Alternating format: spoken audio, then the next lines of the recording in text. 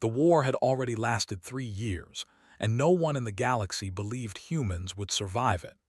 They were new to space, new to interstellar politics, and painfully young compared to the ancient alien empires that ruled most known systems. When the fighting began, many observers assumed humanity would be crushed quickly and quietly. Instead, humans adapted. They learned fast. They lost worlds, but they never surrendered. Now the fighting had reached a breaking point. The planet of Valka Prime hung in space like a dark jewel, its surface covered in black oceans and towering crystal cities. It was the heart of the Valkar Dominion, ruled by a single queen whose word meant law, life, and death. When human forces captured the outer defense ring of the system, the galaxy held its breath. No one had ever pushed this far and lived. Inside a temporary command structure on the edge of the planet's atmosphere, human officers argued in low, tense voices. Screens showed enemy fleet movements, casualty reports, and projections that all ended the same way. Total war, extinction-level losses, no winners. Then the message arrived. It did not come through open channels or diplomatic relays. It bypassed them all and appeared directly on the command screen, encoded in flawless human language. I am Queen Shareth of the Valkar Dominion. I demand audience with one human soldier, not a leader, not a diplomat, one who has fought. The room went silent. Admiral Hargreaves stared at the screen, jaw tight. This has to be a trap. Everything out here is a trap, another officer replied. But she didn't ask for surrender, she didn't ask for terms. She asked for a soldier, the admiral said slowly. Why? No one had an answer. Hours later, deep within the barracks of the human expeditionary force, a man named Elias Carter sat alone, cleaning his rifle with practiced hands.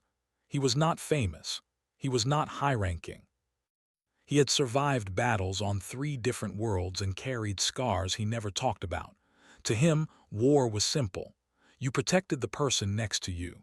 You followed orders. You kept going. When the guards arrived, Elias thought he was being reassigned. Instead, he was escorted to the command chamber. The admiral studied him for a long moment. Do you know why you're here, soldier? Elias shook his head. No, sir. You were chosen by the Queen of the Valkar, the admiral said. She requested you by name. Elias blinked. With respect, sir, I've never met her. That's what worries me. The truth came out slowly, each word heavier than the last. The Queen demanded peace, an immediate ceasefire, withdrawal of her fleets, recognition of humanity as a sovereign power. The price was Elias Carter. She wants to marry you, the admiral said quietly. The room felt smaller. Elias didn't laugh. He didn't speak. He just stood there, processing something so unreal it felt like a bad dream. If we refuse, the admiral continued, she launches everything she has. Billions will die, human worlds will burn if we accept. I stop being human, Elias said. You become something else, the admiral replied. A symbol, a risk, or a bridge. Elias thought of the soldiers he had buried, the civilians he had escorted to safety. The letters he never finished writing home. When? He asked. Now. The transport that carried him to Valka Prime was silent except for the hum of alien engines. Through the viewport, Elias watched the planet grow larger, darker, more alien with every passing second. He felt small, not weak, but aware. Aware that he was walking into the heart of something ancient and powerful. The landing platform was enormous, carved from black crystal and living metal. Alien guards waited in perfect formation, their armor reflecting strange light. They were taller than him, broader, their eyes glowing with controlled menace. None of them spoke. Elias was escorted through halls that stretched endlessly upward, filled with symbols he could not read but somehow understood were warnings. This was a place of dominance, tradition, and control. At last, the doors opened. The throne room was vast, circular, and silent. At its center stood the queen. She was taller than any human woman, her form both elegant and terrifying. Her skin shimmered like polished obsidian, her eyes a deep silver that seemed to see through him. A crown of living crystal rested upon her head, pulsing softly as if alive. She did not rise when he entered. "So," she said, her voice calm and powerful, "this is the human." Elias stopped at the marked line on the floor. He stood straight, hands at his sides. "My name is Elias Carter," he said. "I am a soldier of Earth." The Queen studied him without expression. "You are smaller than I expected." "I get that a lot," Elias replied. A murmur rippled through the chamber. Some of the alien nobles looked offended, others looked amused. "You do not kneel," the Queen observed. "No," Elias said simply. "I was not ordered to." Something changed in her gaze, not anger, interest. "You know why you are here," she said. "Yes." "And you do not beg." "No." "Do you fear me?" Elias thought for a moment. "I respect you." The silence that followed was heavy. "You are aware," the Queen said, "that accepting my demand will bind you to my throne. You will never return to your people as you were. You will belong to this empire." Elias met her eyes. "I belong to my people already." Her lips curved slightly. "Then we are alike." She stood, and the entire chamber bowed. Only Elias remained standing. "You were chosen because you fight without hatred," the Queen said as she descended the steps. "You protect even when there is no reward. You do not seek power." She stopped in front of him, close enough that he could feel the heat of her presence. "My empire is strong," she continued, "but it is fragile. My enemies watch for weakness. A human at my side will anger them. That is why I want you." "To provoke them?" Elias asked. "To reveal them," she corrected, "and to remind my people what strength truly is." Elias swallowed. "And if I refuse?" The Queen did not hesitate. "War," he nodded once. "Then I need time." "You have one night," she said. "After that, the galaxy will change." As he was escorted away, whispers followed him through the halls. Some called him prey. Others called him weapon. None understood him. Alone in the chamber prepared for him, Elias sat on the edge of a bed far too large and stared at his hands. They were scarred, shaking slightly. He was just a soldier. Yet somewhere beyond those walls, entire worlds waited on his choice. And for the first time since the war began, the fate of the galaxy rested not on fleets or weapons, but on one human heart. Morning on Valka Prime did not come with sunlight. Instead, the sky shifted from deep black to a dark violet glow, as if the planet itself was waking slowly. Elias Carter stood near the tall window of his chamber, watching alien ships move in silent lines above the city. They looked calm, controlled, nothing like the chaos of human war zones. Yet he could feel tension everywhere, like a blade held just above skin. He had barely slept. The Queen's words repeated in his mind again and again. One night to decide. One choice to end or continue a war that had already taken too much. A soft sound came from behind him. The door opened without a guard's announcement. Elias turned slightly, ready for anything. Instead of soldiers, two alien attendants entered. They were smaller than the guards, their movements precise and respectful. One carried folded fabric that shimmered faintly. The other held a flat crystal tablet. "The Queen commands your presence at the court council," one attendant said in clear human language. "You are to prepare." Elias looked at the fabric. "What is that?" "Court attire," the attendant replied. "You may refuse it, but wearing it signals respect." Elias thought for a moment, then nodded. "I'll wear it." The fabric was light and flexible, unlike armor, but it carried weight in another way. Symbols were woven into it, marks of the Valkar royal house. When Elias finished dressing, he barely recognized himself. He still looked human, but now he looked important.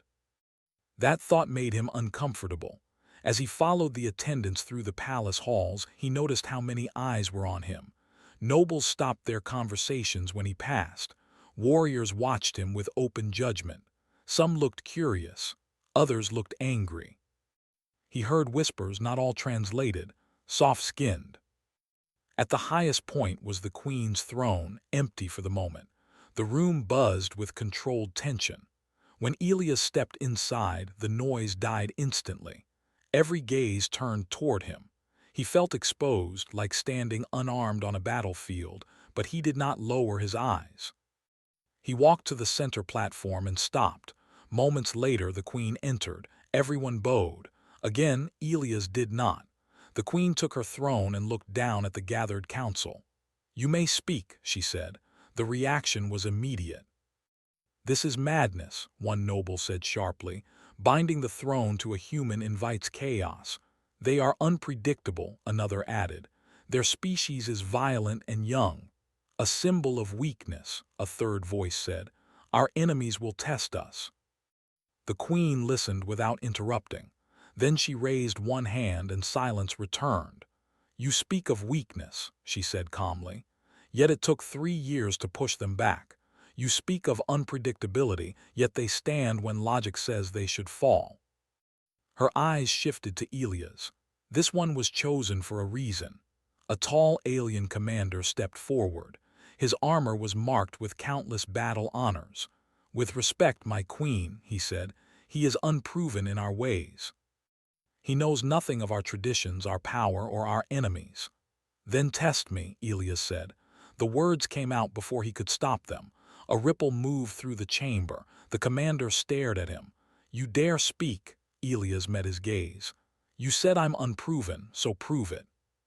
Silence followed. The queen's lips curved slightly. "A challenge then," she said. "Very well." The commander smiled, sharp and cold. "I accept." The challenge was not a duel. It was worse. Elias was taken to a training arena deep beneath the palace. The space was massive, filled with shifting platforms, gravity fields, and obstacles designed to break bodies and minds. This was where Valkar warriors were tested. The commander watched from above with other nobles. "You may use no weapons," the overseer announced. "Only your body and your will." Elias rolled his shoulders once and stepped forward. The test began without warning. Gravity shifted violently, pulling him sideways. Elias stumbled but stayed upright. Platforms moved, rose, and vanished. Energy barriers flared close enough to burn. Mechanical constructs emerged fast and heavy. Elias did not try to overpower them. He adapted. He learned the timing of the gravity shifts, used momentum instead of fighting it. He climbed, slid, jumped. When constructs attacked, he redirected their force using angles and leverage. He fell more than once. He bled. His breathing grew heavy, but he did not stop. Minutes stretched into hours. The watchers grew quiet. This was not how Valkar warriors fought. They relied on strength and dominance. Elias relied on endurance and thought. When exhaustion threatened to take him, he remembered why he was here. Not for pride, not for glory, for peace.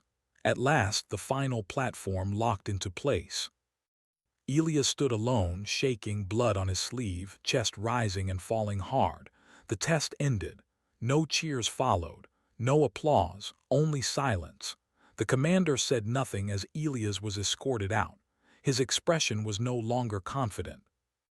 Later that cycle, Elias was brought back before the queen, this time alone. No council, no nobles. "You impressed them," the queen said.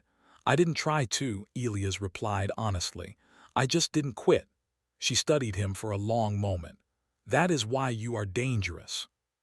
She rose and walked beside him, not ahead, not behind. "My people believe strength is dominance," she continued. "You showed them another kind." They stopped near a wide balcony overlooking the city. "You have seen their reaction," she said. "If you accept, they will resist you. They will look for failure." "I know," Elias said.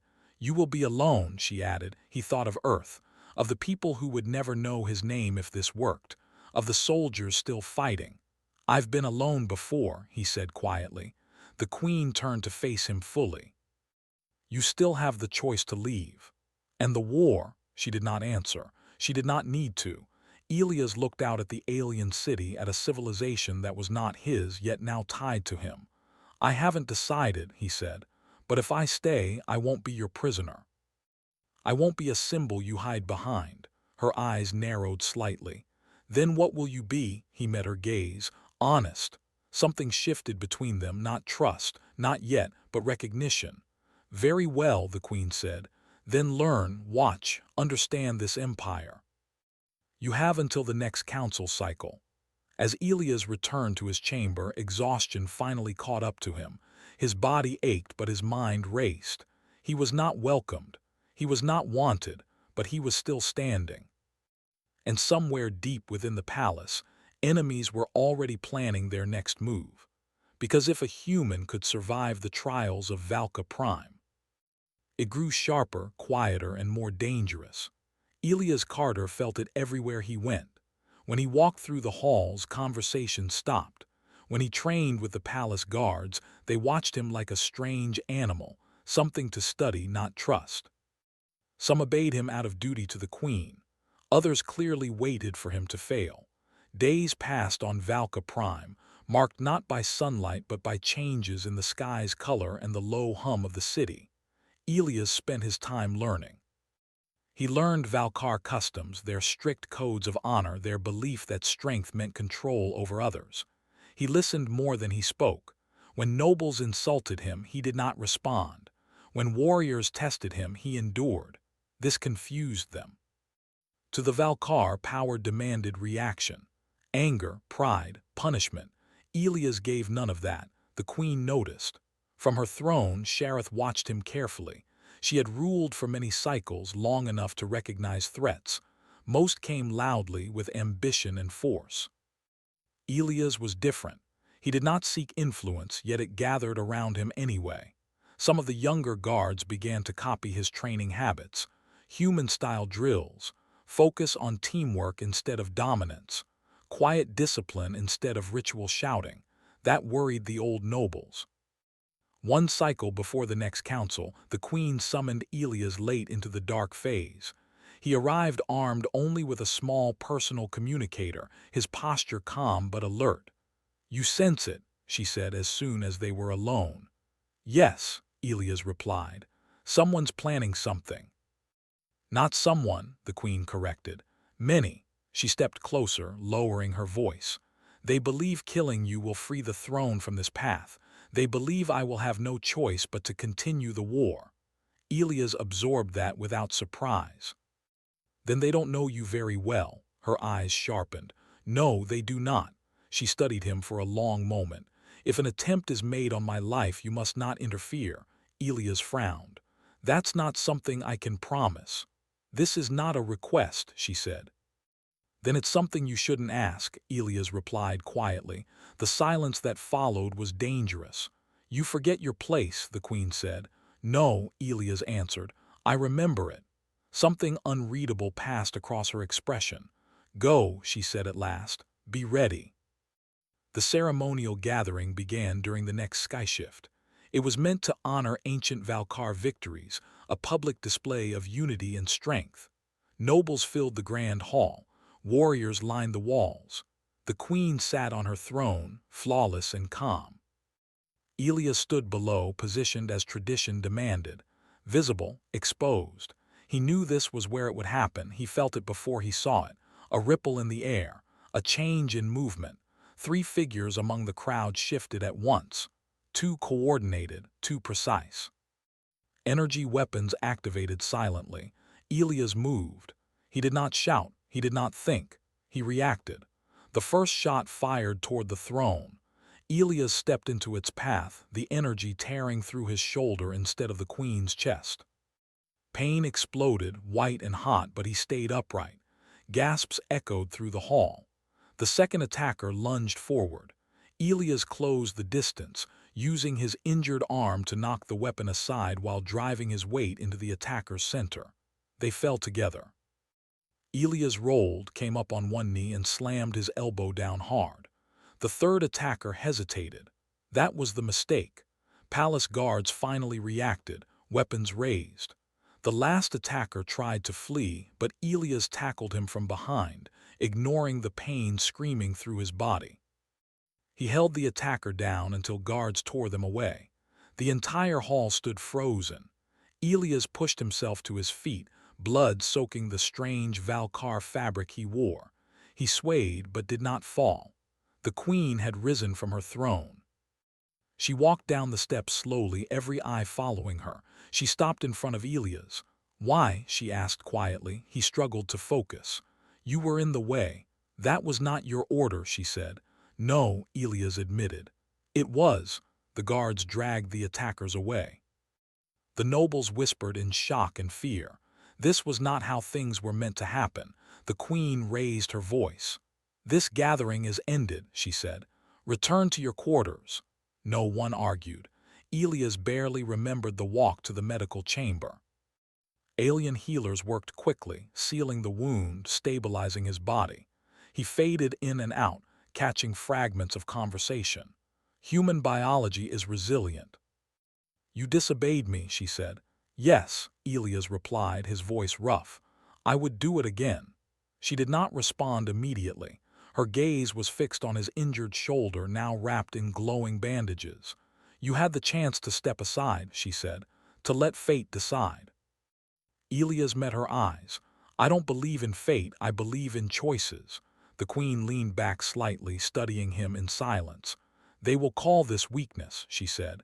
"They will say I allowed a human to interfere with sacred law." "Then let them," Elias said. "They already hate me." A pause. "And if this strengthens their resolve against you?" she asked.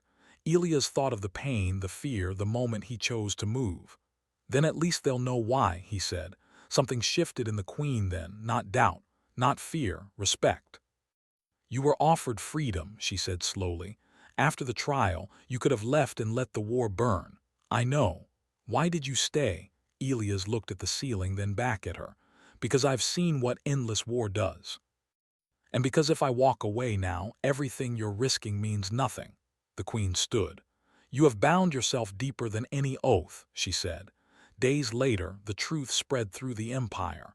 A human had shielded the queen with his own body. A human had chosen loyalty without command.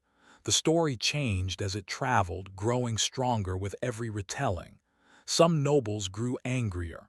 Others grew afraid. A few began to question everything they believed about strength. At the next council, the queen spoke openly. "The human is not my weakness," she said. "He is my proof." Opposition rose immediately, but it was different now, less certain, less loud. Elias stood at her side, still healing, still human. After the council, the queen offered him a final choice. "You may leave now," she said. "With honor, with protection. The war will resume, but your life will be spared." Elias looked at the city beyond the palace, at the world he did not belong to, yet had bled for. "No," he said. "If I leave now, everything I did was just survival. I didn't come this far for that." She nodded once. "Then understand this," the queen said. "From this moment forward, you are no longer just a guest. You are a target." Elias allowed himself a tired smile.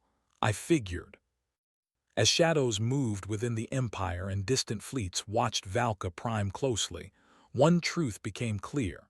The human soldier had crossed a line that could not be uncrossed.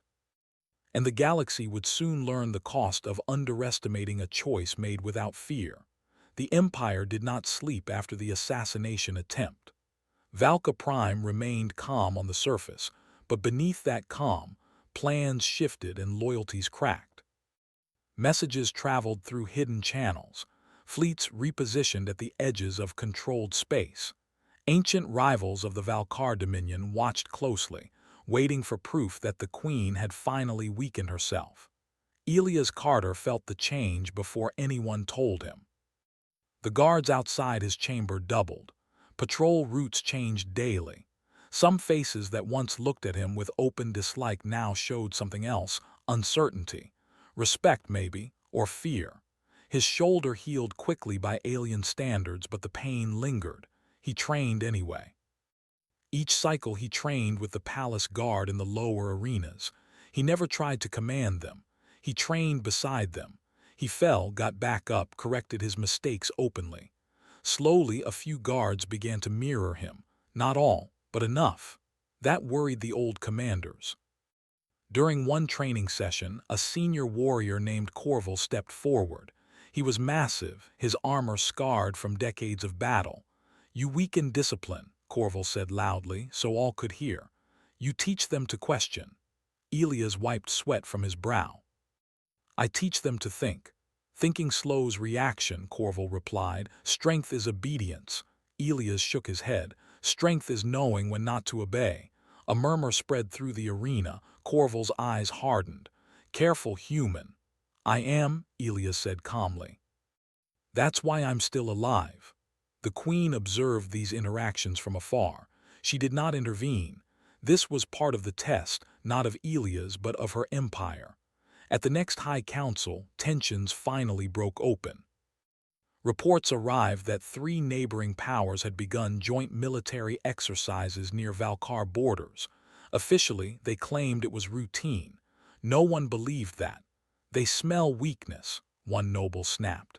"This human has painted a target on us." "They would have attacked regardless," another countered. "They always wait for moments like this." The queen raised her hand. "Enough," she turned to Elias. "Tell them what you see." The council stiffened. A human speaking in council was unheard of. Elias stepped forward slowly.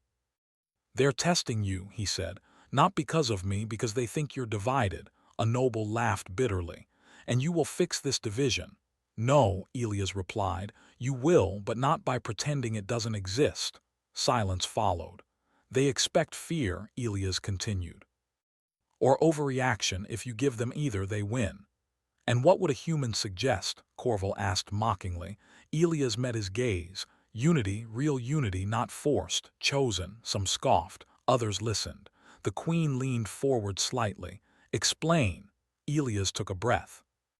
"You announce the marriage publicly, not as a demand, as a choice. You show them this alliance doesn't weaken you, it strengthens you." Anger exploded across the chamber. "You would humiliate the throne." The queen let the storm rage until it burned itself out. Then she stood. "The marriage will proceed," she said, "publicly." The chamber froze.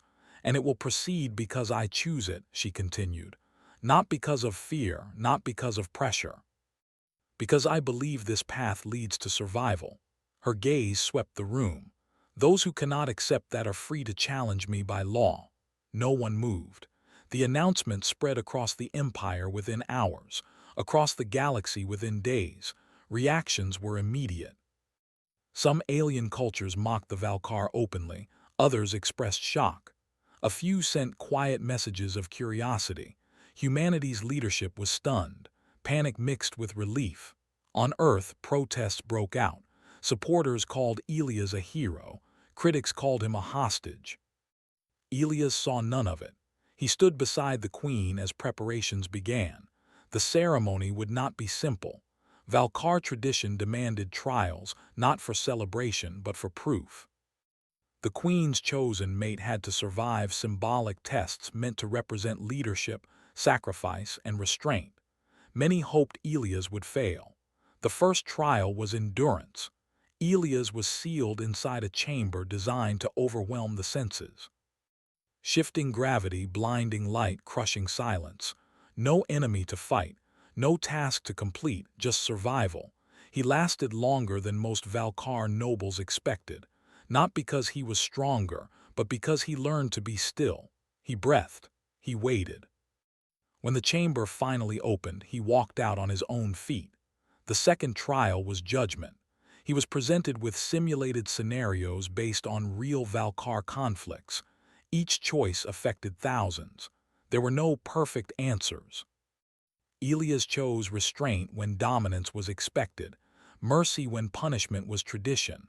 Sometimes the observers disapproved. Sometimes they were shaken.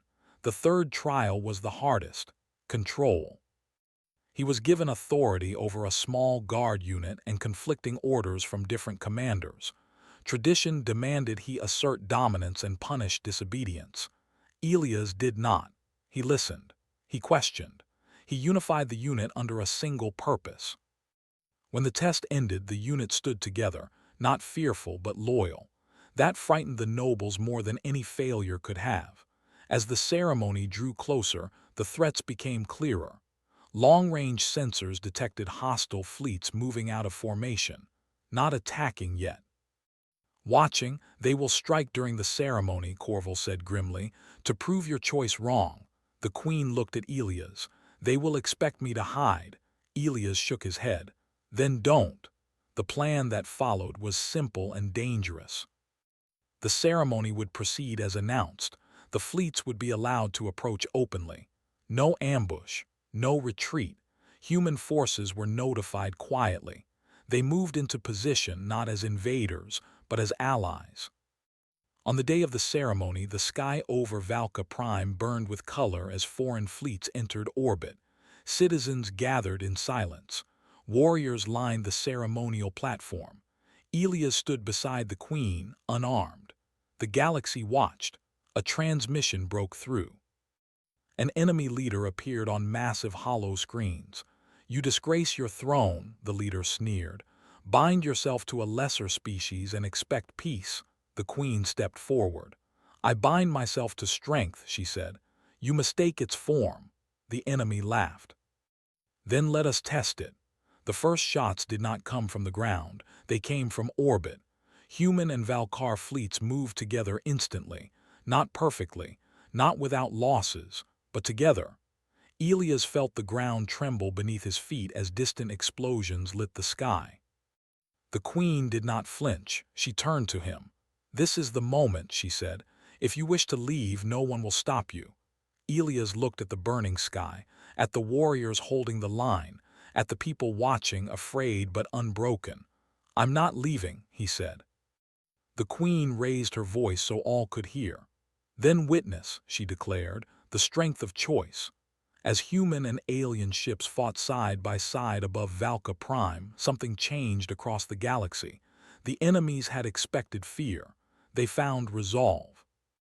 And for the first time, the idea spread that humanity was not a desperate newcomer, but a force that stood where it chose to stand, even when the sky itself was on fire. The battle was not over. But the message was sent. The sky over Valka Prime burned with the fires of distant fleets, but the platform where Elias Carter and Queen Shareth stood remained eerily calm. The citizens of the Empire watched from afar, their eyes wide, unsure whether to cheer, tremble, or flee. The nobles and warriors surrounding the queen were tense, their hands hovering near weapons. Every heartbeat in the Empire seemed to slow. Elias looked at the queen. Her eyes, silver and unyielding, met his. No words were needed. They both understood what was at stake.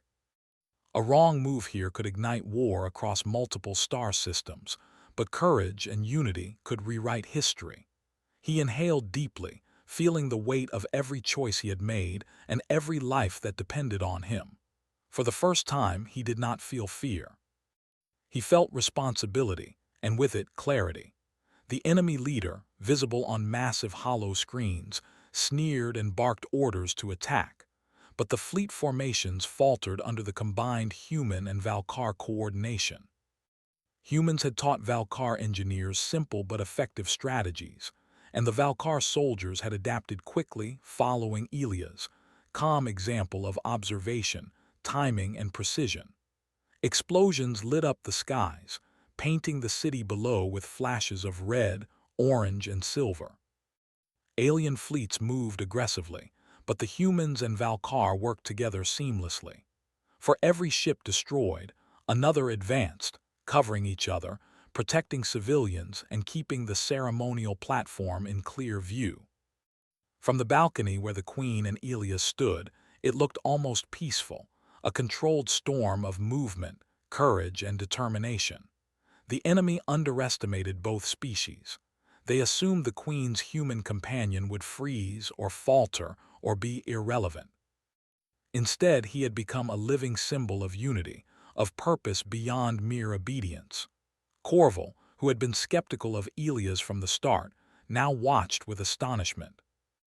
The soldier had endured trials, alien training, cultural disdain, and threats of death, yet he moved forward quietly without arrogance. His presence inspired loyalty, courage, and trust, things no amount of strength or weaponry could force. Inside the council chamber, the remaining nobles whispered among themselves. Many had expected the queen to crumble under pressure, but she did not. She had chosen a human beside her, and through his calm, careful leadership, the empire found new strength. Elias watched the enemy's tactical maneuvers. He did not command the fleets directly. Humans and Valkar had their leaders. Instead, he observed, advised, and made decisions only when necessary. His choices were small but impactful, redirecting a formation, reinforcing a weak sector, signaling a vulnerable area. Each action saved lives, shifted momentum, and demonstrated to everyone watching that leadership was more than power. It was vision, loyalty, and courage. Hours passed in tense calculation. Slowly, the enemy fleet began to retreat. Their attacks faltered. Their confidence cracked. They had expected chaos, fear, and disarray. What they found instead was something new: human resilience combined with Valkar discipline, guided by one soldier who refused to yield. Finally, the enemy commander appeared again on the hollow screens. This time, his expression was different, anger mixed with disbelief. "You are not supposed to survive," he said. "You are not supposed to lead." The Queen's voice rang clear across the empire and through the broadcast networks. "We survive because we choose to. We lead because we will protect what we value. You are too late." The remaining enemy ships withdrew, leaving the skies of Valka Prime scarred but intact. Citizens poured into the streets, their voices rising in awe and relief. Nobles and warriors cheered, realizing that the human soldier beside the queen had not only saved the ceremony, but had also preserved the empire and the fragile peace of the galaxy. Elias looked at the queen. She finally smiled, not in amusement but in acknowledgement of the truth. She had tested him, observed him, and now, in the aftermath of battle, she recognized what humanity had always shown. Strength was not just in the body, but in the mind, the heart, and the choices one made. "Are you hurt?" she asked, noticing the remnants of his wound. "Nothing I can't handle," Elias said with a tired grin. "A few scars never stopped anyone." Her gaze softened slightly. "You have done more than survive. You have changed the perception of humans across my empire and beyond." "I just did what had to be done," he replied. She shook her head, walking to stand closer. "No, you did what only a human could do. You chose loyalty, courage, and action where others would have hesitated. You are no symbol of weakness. You are proof of strength." The words echoed in Elia's mind. Proof of strength. Not for dominance, not for conquest, but for unity, for hope. The weight of responsibility was still there, but now it felt lighter. In the following weeks, the marriage ceremony proceeded as planned, openly and publicly. The Queen's choice was no longer seen as a gamble, but as a calculated act of courage and wisdom. Humans and Valkar worked side by side during preparations, and for the first time, alien citizens saw humans not as inferior newcomers, but as allies, partners, and equals. Elias participated fully, not as a servant, not as a pawn, but as an active participant. He learned the Valkar traditions, respected them, and even contributed his own ideas. His presence transformed the ceremony from a show of obligation into a celebration of unity. When the final day arrived, Elias stood beside the queen, both of them dressed in ceremonial attire that symbolized not dominance, but partnership. The ceremony was broadcast across the empire and to allied human colonies. For the first time in recorded history, two species were joined not by fear, not by conquest, but by choice, mutual respect, and shared courage. When the vows were exchanged, the queen placed her hand on his, and Elias felt the weight of centuries of tradition and expectation shift. He was no longer just a soldier. He was a partner, a bridge, and a living example that strength came in many forms. The celebrations that followed were tempered by vigilance. Some nobles still whispered doubts. Some enemy factions still plotted. But the galaxy had already taken note. The human soldier had stood, had acted, and had survived where countless others would have failed.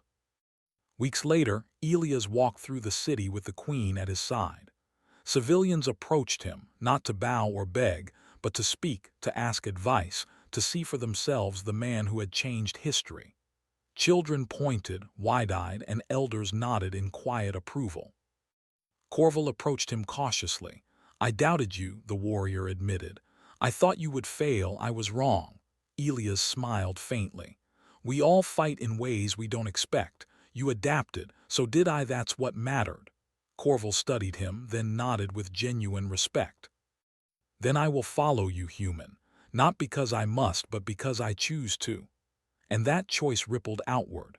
Across the empire, soldiers and citizens began to emulate Elias' quiet courage and thoughtful strength. They realized that fear and dominance were not the only paths to victory.